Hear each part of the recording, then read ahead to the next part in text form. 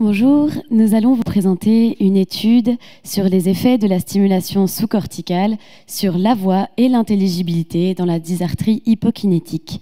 Plus particulièrement, les observations de la stimulation cérébrale profonde du noyau sous-thalamique, aussi appelé Deep Brain Stimulation en anglais, DBS. Voilà donc la question que les chercheurs se sont posée. Quels sont les effets de la stimulation cérébrale profonde du noyau sous-thalamique sur la voix et l'intelligibilité des personnes qui présentent la maladie de Parkinson? Donc on s'est intéressé en fait à cet article parce que la DBS présente beaucoup d'aspects avantageux, mais également au domaine de la logopédie, c'est un dilemme en fait pour les logopèdes. Donc un bref rappel de la stimulation cérébrale profonde. Ça a été mis au point dans les années 80-90 et c'est une méthode qui est utilisée par des centaines de milliers de personnes.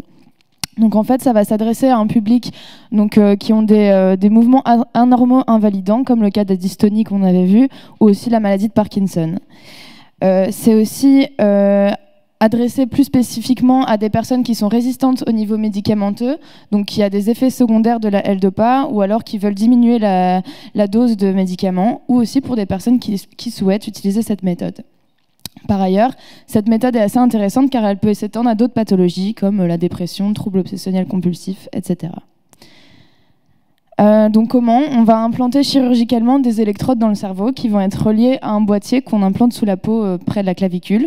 Et donc ça va délibérer un courant électrique de faible intensité dans plusieurs zones du cerveau, et notamment le noyau sous-thalamique dont nous allons parler dans l'étude.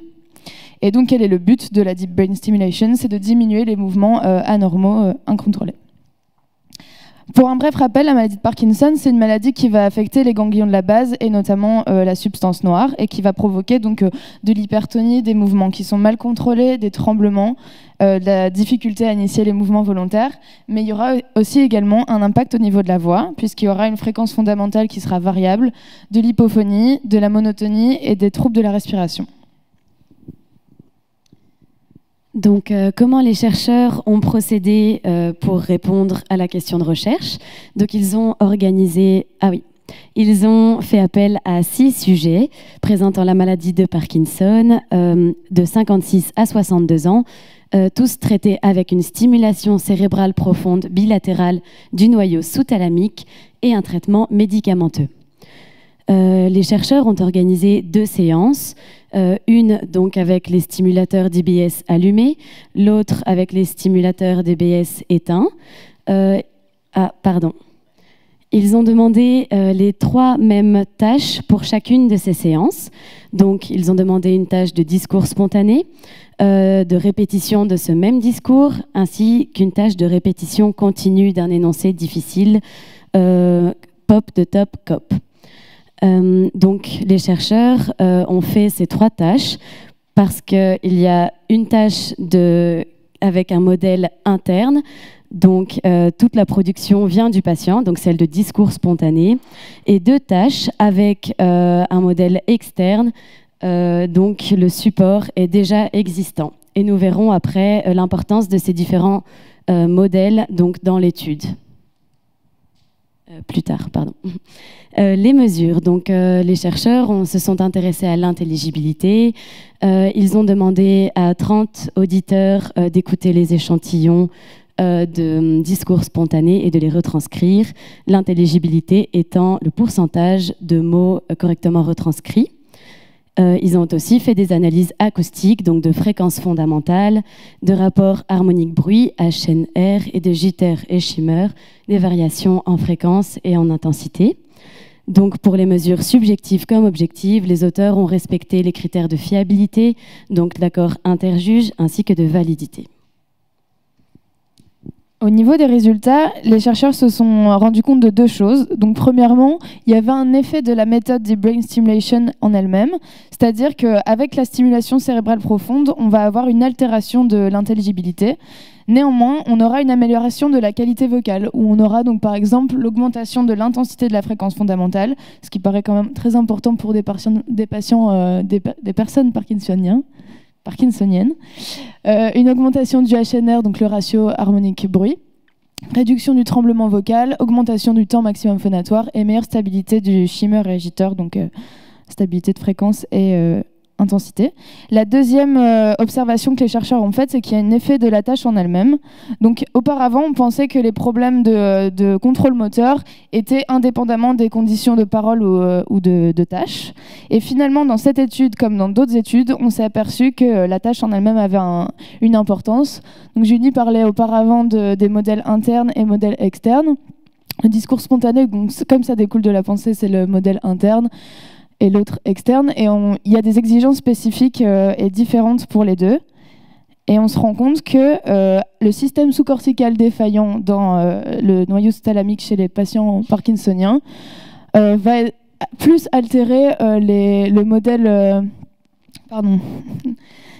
le système sous-cortical défaillant sera moins impacté quand il y aura un modèle externe. Donc par exemple, l'intelligibilité sera altérée de manière raisonnable quand il y aura un modèle externe. Ok, donc voilà quelques réflexions sur l'étude et la méthode DBS en elle-même. Donc déjà, on est bien consciente que 6 participants, c'est peu, mais on a observé les mêmes résultats que beaucoup d'études qui ont été faites, et donc l'intelligibilité est impactée par la DBS et la qualité vocale est améliorée. Donc on vous invite à peut-être aller regarder ces études. Donc voilà les inconvénients et les avantages de la méthode DBS donc sur les personnes avec la maladie de Parkinson. Donc déjà, comme on vient de le voir, il y a moins d'intelligibilité dans la parole. La parole est décrite par les patients comme plus variable après la stimulation. Chez certains patients, leurs propres évaluations perceptives ainsi que celles de leurs médecins n'ont pas montré d'effet positif, ce qui est en contradiction avec les mesures acoustiques qui ont été relevées dans cette étude. On a aussi observé pas mal d'effets secondaires, donc des maux de tête, des fourmillements, des vertiges légers. Et 2 cas de dysfonctionnement après la DBS ont été rapportés, donc des symptômes psychiatriques. Et c'est une méthode qui coûte cher, plus de 30 000 €. Donc pour les avantages, bien sûr, c'est une méthode qui est non ablative, qui est réversible et ajustable, comme on a vu dans une présentation tout à l'heure. Aussi, elle améliore donc la qualité vocale, d'après cette étude et plusieurs autres auparavant. Elle permet de diminuer la bradykinésie et les tremblements donc liés à la maladie de Parkinson. Et certains patients semblent vraiment satisfaits de cette méthode. Ils en parlent comme d'un changement de vie, d'un nouveau chapitre dans la vie et d'une vie plus facile. Donc, en conclusion, la stimulation cérébrale profonde va perturber l'intelligibilité. Néanmoins, ça va permettre d'améliorer la voix. Donc, on s'est rendu compte là que les systèmes sous-corticaux ont un effet inverse au niveau des mécanismes articulatoires et des mécanismes laryngés. Et donc, pour le take-home message, on pense que c'est important de retenir que la DBS a quand même bien des effets négatifs sur la parole et que ça reste quand même une méthode qui est utilisée par des centaines de milliers de personnes. Donc, il est du ressort du logopède d'en informer les patients, son entourage, ainsi que sensibiliser les autres professionnels de la santé sur tous les effets secondaires.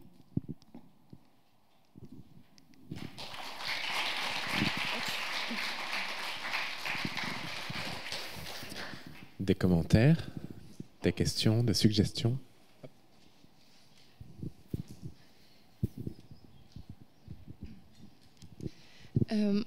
Moi, je me demandais si les résultats que vous avez montrés ici de votre étude étaient spécifiques en fait à la stimulation des noyaux sous-corticaux, enfin sous-thalamiques, pardon, ou si c'était aussi valable pour, par exemple, le globus pallidus ou parce que vous avez dit au début de la présentation qu'on pouvait faire cette stimulation profonde à d'autres niveaux que le noyau sous-thalamique. Là, c'était ciblé pour le noyau sous-thalamique. C'était pour montrer tous où on pouvait cibler la deep brain stimulation, mais ici, c'était dans le noyau sous-thalamique.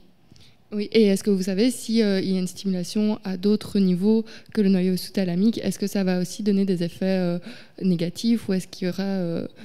est-ce que ça peut paraître plus pertinent de faire une stimulation à d'autres niveaux Pour la maladie de Parkinson, en tout cas, c'est la plus pratiquée. C'est celle où il y a des résultats les plus persistants. Ok, merci. On va se renseigner.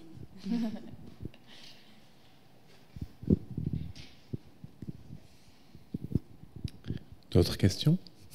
Je regarde toujours les mêmes parce que ce sont toujours les mêmes qui lèvent la main. Moi, je me demandais, est-ce que vous pouvez nous donner quelques mots d'explication sur les raisons pour lesquelles les personnes deviennent moins intelligibles? Donc j'imagine que si ce n'est pas lié à l'intensité, etc., ça peut être lié à l'articulation ou à des mouvements imprédictibles. Ou qu'est-ce que vous pouvez nous dire par rapport à ça? Pour moi, c'est lié à l'articulation et notamment à l'affluence. Peut-être, enfin, je crois qu'il y a pas mal de choses qui vont rentrer en compte. Les pauses, le débit, et ouais. Je pense qu'il y a plusieurs choses. Ça, c'est pour vous, mais je veux dire, dans l'article, qu'est-ce qu'ils ont observé? Ils parlaient beaucoup de l'articulation. L'articulation. Distorsion, ouais, c'est vrai, de phonème. Ok, merci. Dernière question, dernière chance, dernière question pour aujourd'hui.